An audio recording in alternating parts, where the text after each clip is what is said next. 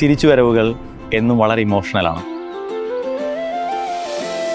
പോയ വഴികളിലെ വെല്ലുവിളികളെയും പ്രതിസന്ധികളെയും തരണം ചെയ്ത് വിജയത്തിലെത്തിയ ശേഷം പുറപ്പെട്ടയിടത്തേക്ക് തിരിച്ചെത്തുമ്പോൾ ആ തിരിച്ചുവരവിന് മധുരം വളരെ കൂടുതലാണ്.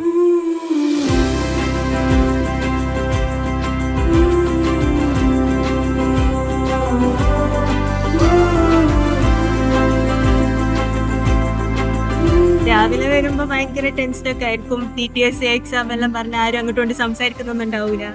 പക്ഷെ ആഫ്റ്റർനൂൺ ആകുമ്പോത്തിന് എന്ത് ചെയ്യും, ഞങ്ങള് ഭയങ്കര ഹാപ്പിനെസ് ആവും, സ്ട്രെസ് ഫ്രീ ആവും. പാട്ടൊക്കെ ഇട്ട് എല്ലാരും വൈബാക്കിയിട്ടാണ് വരല്. ഇപ്പൊ ഇങ്ങോട്ട് വരുമ്പോ തന്നെ സൈലത്തിൽക്ക പറയുമ്പോ ഭയങ്കര ഇമോഷണൽ ആവുന്നുണ്ട്. സൈലത്തിന്റെ ക്യാമ്പസിൽ പഠിച്ച് ഈ കോറിഡോർസിലൂടെ നടന്ന് ഒരുപാട് ആഗ്രഹങ്ങളും സ്വപ്നങ്ങളുമായിട്ട് ഈ ക്യാമ്പസിലെ ദിവസങ്ങൾ ചെലവഴിച്ച നമ്മുടെ ഫ്യൂച്ചർ ഡോക്ടേഴ്സ് ഇപ്പൊ ഇതാ ഡോക്ടേഴ്സ് ആയിട്ട് തിരിച്ച് ഈ ക്യാമ്പസിലേക്ക് വന്നിരിക്കുകയാണ്. ശരിക്കും പറഞ്ഞാൽ ഹൈബ്രിഡ് ആണ് ഏറ്റവും ബെസ്റ്റ് സിസ്റ്റം. നമുക്ക് ശരിക്കും കോളേജിലൊക്കെ ഈ സിസ്റ്റം വരികയാണെങ്കിൽ കുറച്ചുകൂടി നന്നായിരുന്നു. കുട്ടികൾ ഒരു ദിവസം ഓൺലൈനായി അവരുടെ ഹോസ്റ്റലിൽ അല്ലെങ്കിൽ വീട്ടിലിരുന്നു കൊണ്ട് ആ ടോപ്പിക്കുകളെ പഠിച്ചിട്ടാണ് നെക്സ്റ്റ് ഡേ അവർ ക്ലാസ് അറ്റൻഡ് ചെയ്യാൻ വരുന്നത്. ഓൺലൈൻ നമ്മൾ ഫാക്കൽറ്റീസ് എടുക്കും, അതിൽ നമ്മൾ നമ്മുടെ DPP ആണെങ്കിലും അതിലെ ക്വസ്റ്റ്യൻസ് ചെയ്തു. പിന്നെ ഇവിടെ വന്ന് ഓൾമോസ്റ്റ് നമ്മൾ ക്ലിയർ ചെയ്യുമ്പോൾ നമുക്ക് ബാക്ക്ലോഗ്സ് ഇല്ലാതെ പോകാൻ പറ്റും. ഒരു ടോപ്പിക്കിന് തന്നെ 2 ദിവസം വരുമ്പോൾ നമുക്ക് നല്ലോണം എക്സ്ട്രാ ക്വസ്റ്റ്യൻസ് ചെയ്യാനുള്ള ടൈം. ഇപ്പോൾ ഓൺലൈൻ കഴിഞ്ഞ ശേഷം നമുക്ക് രാത്രിയാണെങ്കിലും ക്വസ്റ്റ്യൻസ് ചെയ്യാനും അതിനൊക്കെ ഉള്ളൊരു ടൈം നമുക്ക് കിട്ടേണ്ടത്. നെക്സ്റ്റ് ഡേ വരുമ്പോഴേക്കും ഈ കുട്ടികൾ എത്രമാത്രമാണ് ഈ ടോപ്പിക് മനസ്സിലാക്കിയെന്നുള്ളതാണ് പിന്നെ നമ്മൾ അനലൈസ് ചെയ്യുക.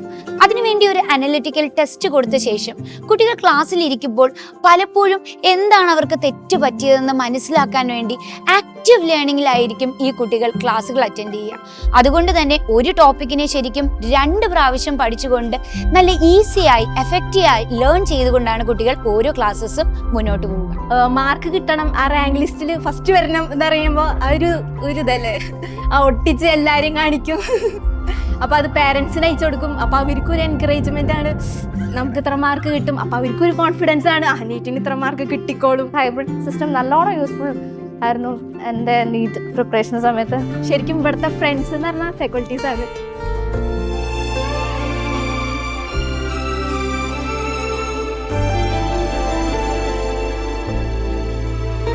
കഴിഞ്ഞ വർഷം ഞാൻ AL സാറിന് മെസ്സേജ് അയച്ചിരുന്നു. അത് ഞാൻ ഹോമിയോ കോളേജിൽ പഠിച്ചുകൊണ്ടിരിക്കുമ്പോഴാണ്. സെക്കൻഡ് ഇയർ എൻ്റർ ചെയ്യാൻ പോകുമ്പോൾ ഞാൻ സാറിന് മെസ്സേജ് അയച്ചിരുന്നു. എനിക്ക് MBBSനോട് പെട്ടെന്നൊരു താല്പര്യമുണ്ട്, എന്താ ചെയ്യാന്ന് ചോദിച്ചിട്ട്. സാറിന് ഓർമ്മ ഉണ്ടാവില്ല, സാറ് തന്നെ ഒരുപാട് മോട്ടിവേറ്റ് ചെയ്തു. സാറിൻ്റെ ഒരൊറ്റ മോട്ടിവേഷൻ കൊണ്ട് ഞാൻ കോഴ്സ് ഡ്രോപ്പ് ചെയ്ത് ഇവിടെ വന്ന ഒരാളാണ്. നിങ്ങളെ കാണുമ്പോൾ നിങ്ങൾ പെട്ടെന്ന് ഓടി വന്നിട്ട് ഒന്നെങ്കിൽ കുറച്ച് പാടൊക്കെ പഠിച്ചിരുന്നു, ഭയങ്കര സന്തോഷം. പിന്നെ പ്രശ്നമാണ്, പഠിക്കാൻ പറ്റുന്നില്ല, അങ്ങനെ കാര്യം പറയും. കുറേ പ്രശ്നങ്ങളൊക്കെ എന്ന് പറയുന്നത് നമുക്ക് എന്തെങ്കിലുമൊക്കെ ഹെൽപ്പ് ചെയ്യാൻ പറ്റും, അല്ലെങ്കിൽ എന്തെങ്കിലുമൊക്കെ പറഞ്ഞ് ഇൻക്ലൂഡ് ചെയ്യാൻ പറ്റും. പിന്നെ നിങ്ങളായിട്ട് ഇന്ററാക്ട് ചെയ്യാൻ പറ്റുന്നുണ്ട്. പെട്ടെന്നൊരു ഹെൽത്ത് ഇഷ്യൂ വന്നു, ബെഡ് റെസ്റ്റ് പറഞ്ഞു. പിന്നെ എക്സാംസ് ഒന്നും എഴുതാൻ പറ്റാണ്ടായി. അവസാനം ഇത് വിട്ട് തിരിച്ച് ഹോമിയോ കോളേജിലേക്ക് പോകണമെന്ന് പറഞ്ഞ് ഇവിടെ നിന്ന് പോയപ്പോൾ എൻ്റെ ജിതേച്ചി ഒരു അമ്മയുടെ സ്ഥാനമായിരുന്നു. ചേച്ചി എന്നെ ഒരു കാരണവശാലും വീട്ടിൽ വിട്ടില്ല.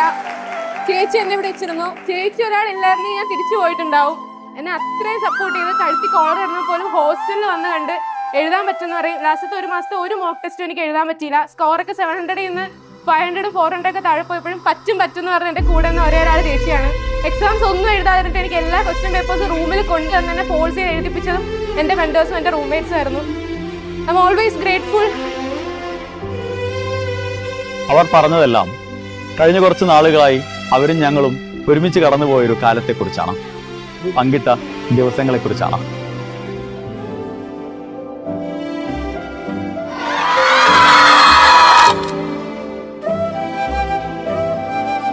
അവരുടെ സ്വപ്നങ്ങൾക്കും പ്രതീക്ഷകൾക്കും ഒപ്പം നിന്ന, പ്രതിസന്ധികളിൽ പിന്നോക്കം പോകാതെ അവരുടെ വിശ്വാസത്തിന് കാവൽ നിന്ന സൈലമിത ഇവിടെയുണ്ട്.